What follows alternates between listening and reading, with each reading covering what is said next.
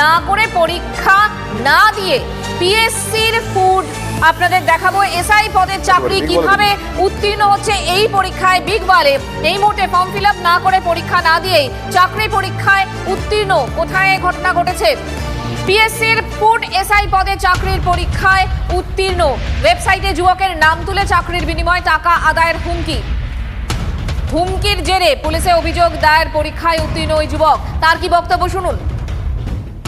অভিযোগ জানাতে এসেছিলাম একজন প্রতারক মানে একজন স্কুল শিক্ষক প্রাইমারি এখানে 2017 থেকে 20 পর্যন্ত কর্মরত ছিলেন। উনিও বলেছেন আমি মানে ওই টাকা মারফতে চাকরি পেয়েছি এরকম বলে জানাই। তো আমি ওকে চ্যালেঞ্জ করি যে এটা তো অসম্ভব হতে পারে না, তাহলে আগে নাম তুলুন তারপর টাকা দেবো। আমি ওকে চ্যালেঞ্জ করে জানার জন্য মানে এটা দেখার জন্য এক্সপোজ করার জন্য যে আমার নাম ওনার নাম পরিমল কুণ্ডু। পরিমল কুণ্ডু, বাবার নাম নিমাই কুণ্ডু, বাড়ি হচ্ছে ভীমপুর নদিয়া।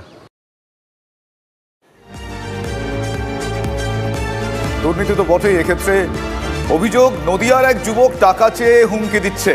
চাঁচলের যুবকের দাবি নদিয়ার যুবকের সঙ্গে সমাজ মাধ্যমে তার আলাপ। 7 লক্ষ টাকার বিনিময়ে ফুড এসআই পদে চাকরির টোপ দেওয়া হয়। পরীক্ষা না দিয়েই পাশ করানোর প্রস্তাব দেওয়ার অভিযোগ উঠছে।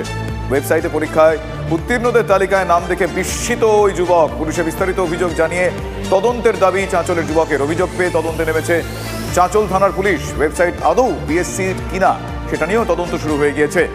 সুব্রতোষ আমার সহকর্মী এই মুহূর্তে রয়েছেন আমাদের সঙ্গে। সুব্রতোষের সঙ্গে কথা বলবো। সুব্রতোষ, প্রথমত এই ওয়েবসাইটের বিশ্বাসযোগ্যতা নিয়ে প্রশ্ন উঠছে।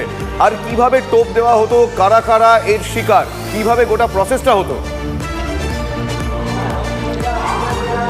দেখো, এই যুবক পরিষ্কার যেটা জানাচ্ছে, পরিষ্কারভাবে যেটা অভিযোগ করেছে থানায়, সেখানে সে জানিয়েছে যে তাকে কোয়ালিফাইং যে তালিকা আছে সেই লিস্টে তার নাম রয়েছে এবং প্রথম দিকে সেই নদিয়ার সেই ব্যক্তির সঙ্গে তার আলাপ হয় বিভিন্ন সোর্স মারফত এবং ফেসবুকেও তার সঙ্গে কথা হয়, এমনটা সে জানিয়েছে। এবং তারপরে তাকে সে টোপ দেয় যে 7 লাখ টাকা দেবে তার চাকরির বিনিময় এবং পিএসসির এই চাকরির বিনিময়ে তাকে 7 লক্ষ টাকা দিতে হবে।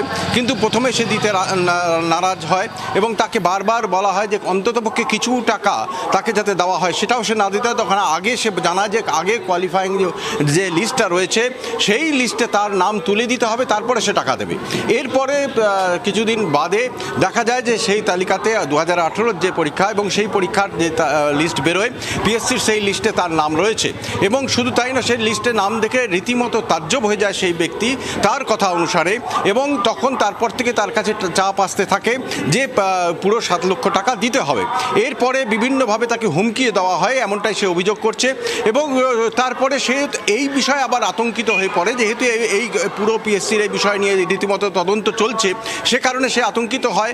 কারণ সে পরিষ্কার জানিয়েছে সে ফর্ম ফিল আপটাও করেনি, পরীক্ষা তো দেওয়া দূর অস্ত, সে ফর্ম ফিল আপটাও করেনি, তা সত্ত্বেও তার নাম সেখানে উঠেছে।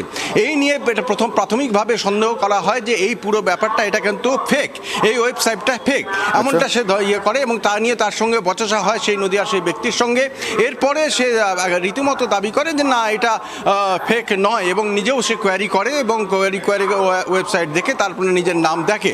এরপরে বারবার তার কাছে যখন হুমকি আসে বাকি টাকা 7 লক্ষ টাকা চাওয়ার জন্য, তখন সে বাধ্য হয়ে গিয়ে থানায় অভিযোগ দায়ের করেছে এবং সেখানে উল্লেখ করেছে যে এইভাবে সে পরীক্ষাও দেয়নি, ফর্ম ফিল আপটাও করেনি, তাও তার নাম সেখানে রয়েছে এবং তার কাছে লক্ষ লক্ষ টাকা দাবি করা হচ্ছে। এবং এই পুরো বিষয় নিয়ে ঘটনার তদন্ত করার জন্য সে দাবি জানিয়েছে পুলিশের কাছে। এবং সেই তদন্ত কোন পথে এগোয় এবং তদন্তের পর আর কি জানা যায় এবং অনতিবিলম্বে খুব শীঘ্রই এই দুর্নীতির যে ফাঁদ পাতা ভুবন, সেই ফাঁদটা আটকানো যায় কিনা সেই আপডেট অবশ্যই, সেই ফলো আপ আমরা নিশ্চয়ই করবো। আপাতত সুব্রতোষ, ধন্যবাদ জানাই।